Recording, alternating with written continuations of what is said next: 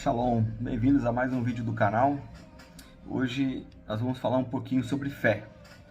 Não tenho a pretensão de exaurir este assunto, porque é um assunto bastante profundo, muito visceral, mas que a gente possa arranhar um pouquinho essa superfície e inspirar você a buscar muito mais informação sobre esse tema e contribuir com alguém.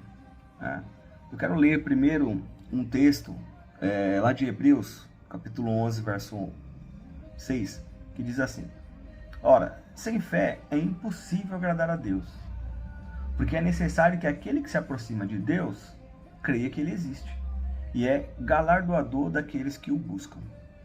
Olha a importância que tem esse tema. Sem fé é impossível agradar a Deus. Então é um tema bastante relevante.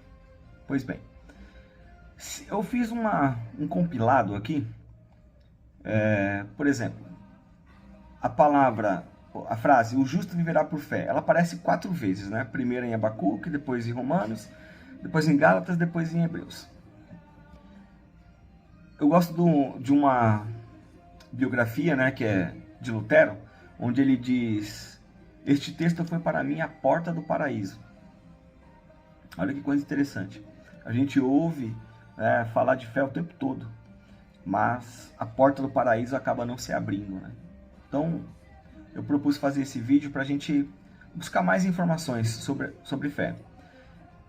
Vamos entender o que o Google fala sobre fé. Se você colocar lá o que é fé no Google, vai aparecer isso aqui, ó. Confiança absoluta em alguém ou em algo.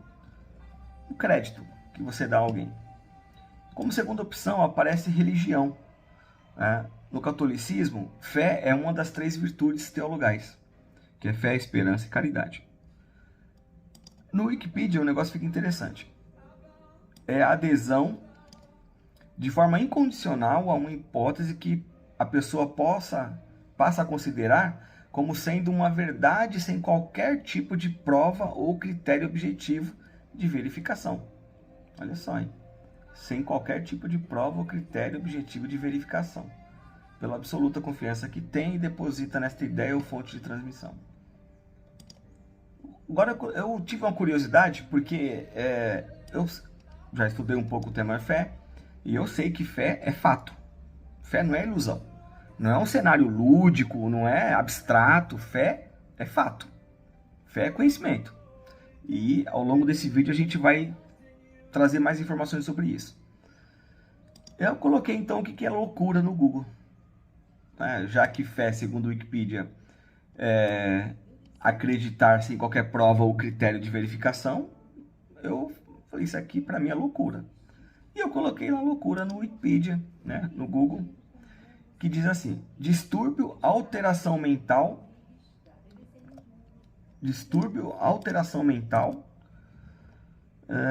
caracterizada pelo afastamento mais ou menos prolongado do indivíduo de seus métodos habituais de pensar, sentir e agir. Distúrbio, alteração mental caracterizada pelo afastamento mais ou menos prolongado do indivíduo de seus métodos habituais de pensar. Que coisa estranha, né? Quando você fica totalmente fora da linha de raciocínio lógico, é esse distúrbio que, segundo o Google, é a loucura. Em segunda opção é sentimento ou sensação que foge ao controle da razão. Que coisa, né? Aí vamos lá. Fé no hebraico. Foi dito algumas vezes, né, a palavra fé. Lá em Mateus, Jesus repete isso por várias vezes. Então, lá Mateus foi escrito no hebraico. No hebraico, fé vem de emuná, que quer dizer, que é a nossa palavra amém, que é nisto creio, né? Só que fé aqui, o emuná, é fidelidade. É o ato de se agarrar como última energia. E fé no grego. Aí todas as outras ocasiões que apareceram já foram os discípulos falando. E os discípulos, todos judeus, só que escreveram e falaram no grego, né? Alguns poucos do hebraico, né, o aramaico, mas a maioria no grego. E aí fica interessante, porque fé no grego, a palavra, eu não sei bem a expressão, mas a palavra é pistis, né? P-I-S-T-I-S, pistis, que quer dizer depender e seguir. Ou seja, não é só depender. Né? Se fosse depender, ficaria fácil, né? Porque eu dependo de alguém fazer algo por mim. Olha só, depender e seguir. Convicção da verdade de algo, crença ou opinião firme a respeito de algo, com base em provas ou razões íntimas, ou como resultado da influência ou persuasão de outrem. Convencimento. Então eu preciso de prova para ter fé. Fé não é acreditar no que não vê. Isso a ciência já provou que é loucura. Agora vamos analisar fé no latim. E aí vocês vão ter uma surpresa. Eu acho que o Wikipedia foi feito em latim. Diz assim: fides ou fidelis. É a firme opinião de que algo é verdade sem qualquer tipo de prova ou critério objetivo de verificação. Parece que eu estou repetindo o Wikipedia, né? Pela absoluta confiança que depositamos nessa ideia ou fonte de transmissão. É exatamente a mesma coisa. Então o Wikipedia ele se baseou no latim. O Google deu uma mesclada, né? Embora confundiu um pouco fé com loucura, né? Mas no original, onde foi escrito, o hebraico ou o grego, perfeito. Sem nenhuma dúvida, fé é fato. Fé é algo que foi consumado, algo existencial, palpável, nada de lúdico ou abstrato. Agora vamos ao que mais interessa, né? O que a própria Bíblia nossa diz. Embora a nossa tradução, neste caso ela foi fiel, mas em muitos outros casos omitiram e trocaram as palavras. Por isso é sempre bom buscar o original, né? O Antigo Testamento hebraico e aramaico, e o Novo Testamento hebraico, uma ou outra frase em aramaico e 95% no grego. Lá em Hebreus 11:1 diz assim: ora, a fé é o firme fundamento das coisas que se esperam e a prova das coisas que não se veem. Então você percebe que é prova, tem que provar. Tem essa de falar que acredita no que não vê, ou no que não existe, ou naquilo que acha que existe, não. Fé é a prova real de que algo é sólido.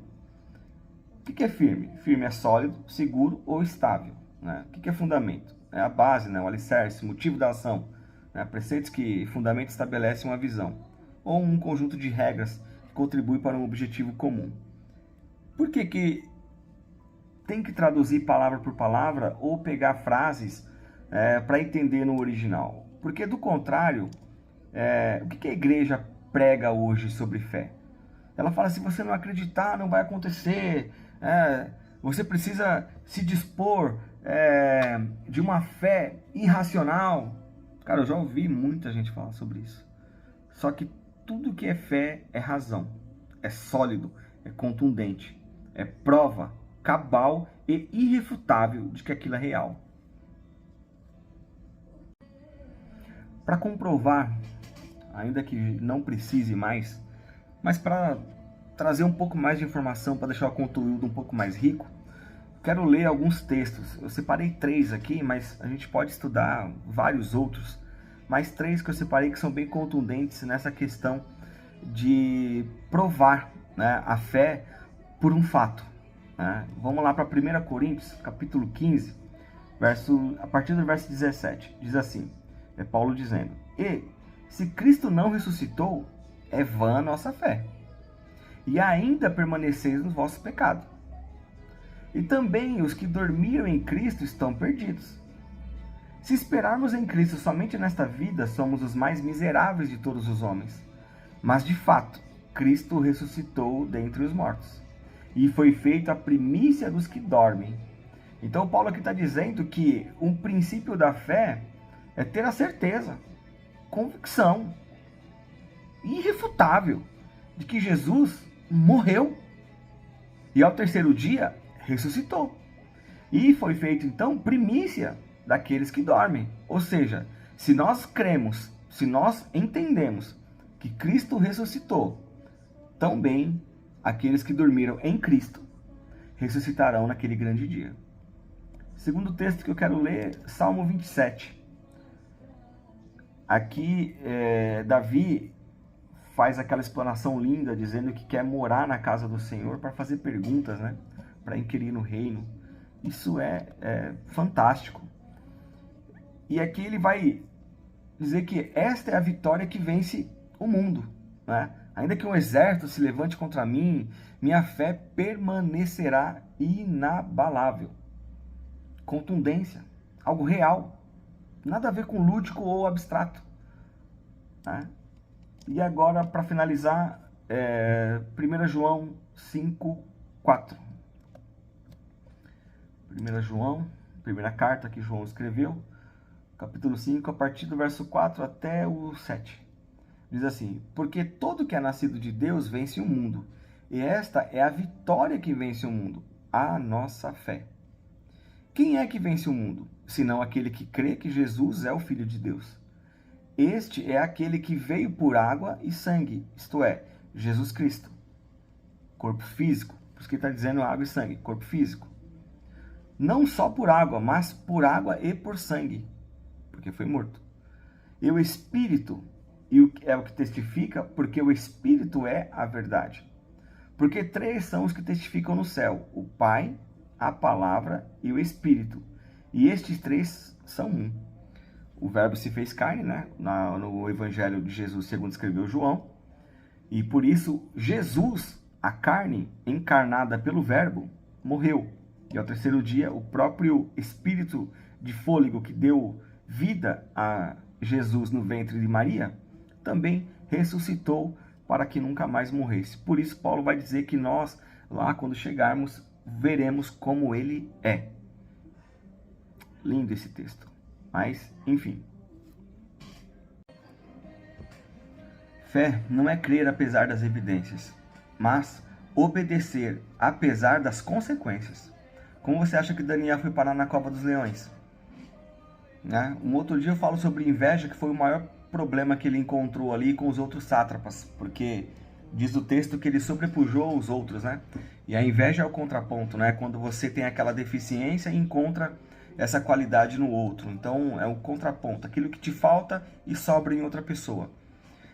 Mas enfim, ele foi parar na cova dos leões porque ele não quis abrir mão da sua cultura, que era orar 3 vezes ao dia. E o pessoal fez uma armadilha para ele. Você sabe da história. Como você acha que Ananias, Misael e Azarias foram parar dentro da fornalha de fogo? Senão porque não quiseram abrir mão também da sua cultura. Senão porque não quiseram abrir mão de honrar o nosso Deus. Como você acha que João o Batista foi parar com a cabeça cortada, decapitada?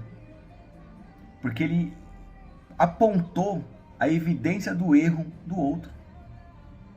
Como você acha que todos os discípulos foram mortos? O próprio Cristo, o nosso Cristo, foi crucificado por falar a verdade, irmão. Então, pregador, mensageiro, seja lá qual for o nome que a gente dá, que tem aquele ego inflado quando alguém aceita a sua palavra, o primeiro princípio do Evangelho, ele nunca será aceito em uma vida de erro, em uma casa de erro. Então, todos que estão errados vão se afligir pela palavra da verdade que vai evidenciar o seu erro e vão se afastar. Como você acha que Estevão foi apedrejado? Porque ele estava ali desenhando para os fariseus e saduceus que estavam presentes tudo que estava de errado na vida deles. E ele usou o próprio Antigo Testamento para provar para eles que tudo que eles faziam errado. Então, a aceitação do Evangelho, ela é para um coração contrito, né? Para um coração que teme a Deus. Ela não é para qualquer um. Há pessoas que não vão se converter, infelizmente. Há pessoas que não vão, por isso Deus teve que alargar o inferno, para caber mais pessoas, porque o inferno não foi feito para o ser humano, mas ele foi feito para principados e potestades. Mas Deus então teve que alargar o inferno para colocar mais pessoas lá dentro, que são todas elas desobedientes. Pense nisso. Para comprovar essa questão do inferno se alargar, quero ler para vocês aqui, ó, Isaías 5:13 a 14, que diz assim, ó: Portanto, o meu povo será levado cativo por falta de entendimento. E os seus nobres terão fome e a sua multidão se secará de sede. Portanto, o inferno grandemente se alargou e se abriu a sua boca desmesuradamente.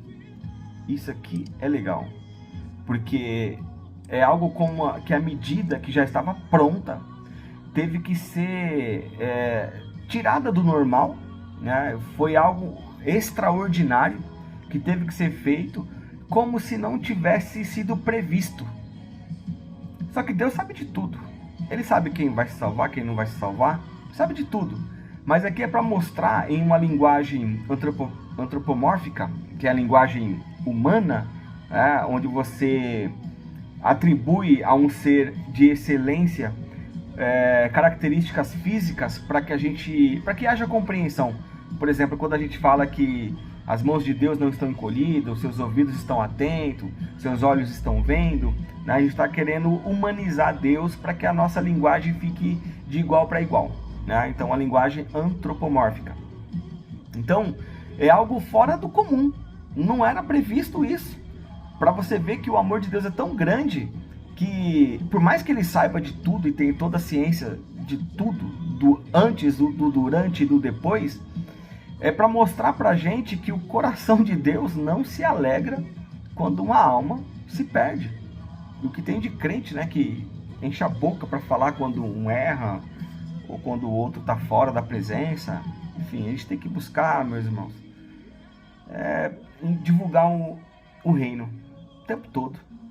Não importa se a pessoa vai aceitar, se não vai, não importa. Divulga o reino. Nossa parte é divulgar o reino. Quem convence o homem do pecado é o Espírito Santo. Nossa parte é falar, tá bom? Então, voltando a Isaías 5,14, e para lá descerão o seu esplendor e a sua multidão. É multidão mesmo, é muita gente. Então, o inferno foi alargado. Quero ler também Salmos 9:17, que diz assim: Os ímpios serão lançados no inferno, e todas as nações que se esquecem de Deus. E o esquecer aqui não é o ocidental não, tá? É o oriental. O ocidental é, esqueci, já vou resolver. Não, aqui é afastamento, é distanciamento ao ponto de não se encontrar mais. Então, o inferno foi alargado por conta disso. Para concluir, fé. 1 Coríntios 12:17, é um dom. Aqui a gente encontra um problema, porque dom é dádiva, e Deus dá a quem quer. Então Deus escolhe os seus? Graças a Deus que não. Romanos 10:17 explica esse 1 Coríntios 12:17. Fé vem pelo ouvir, e ouvir a palavra de Deus. Todos temos acesso à palavra de Deus. Busca quem quer. Não é obrigado, não tem pressão, não tem cobrança, mas busca quem quer. Busca quem quer. Eu sou aficionado e apaixonado pela palavra de Deus. Se eu pudesse concluir em uma palavra simplista, o que é fé? Fé é relacionamento, irmãos. É o quanto eu me relaciono com Deus em sua intimidade. Fé é o quanto eu tenho de disciplina para ler, meditar e aplicar a palavra perfeita e maravilhosa do nosso Deus. Fé é relacionamento, que gera, por sua vez, confiança inabalável na pessoa, na presença de Cristo. Não despreze o conhecimento, não despreze a palavra de Deus. Concluo então com Provérbios 4:5-10. Adquire sabedoria, adquire inteligência, e não te esqueças nem te apartes das palavras da minha boca. Não a abandones, e ela te guardará. Ama-a, e ela te protegerá. Sabedoria é a coisa principal. Adquire, pois, sabedoria. Emprega tudo o que possuis na aquisição de entendimento. Exalta-a, e ela te exaltará. E abraçando-a tu, ela te honrará. Dará à tua cabeça um diadema de graça e uma coroa de glória, e te entregará. Ouve, filho meu, e aceita as minhas palavras, e se multiplicarão os seus anos de vida. Em contraponto, Provérbios 15:32. O que rejeita a instrução menospreza a sua própria alma, mas o que escuta com o coração a repreensão adquire entendimento. O temor do Senhor é a instrução da sabedoria, e precedendo a honra vai a humildade. Humildade é aquele que se inclina à vontade do Espírito. Que Deus possa ter abençoado a vida de vocês, e que a gente possa continuar com esse relacionamento de entendimento da palavra de Deus. E aqui estamos, meus irmãos, para agregar, para ajudar. Tenho certeza que Deus vai honrar a vida de cada um de vocês à medida que cada um de vocês se aproxime mais da palavra de Deus, porque é ela que tem poder, é ela que tem a solução. Então, por isso eu gosto de ler. Conjectura, a gente acaba se perdendo, mas a leitura do texto, pura e simples, ela é muito eficiente e só ela é suficiente. Não precisa de mais nada. Somente a boa e perfeita palavra de Deus. Que Deus abençoe a todos, em nome de Jesus.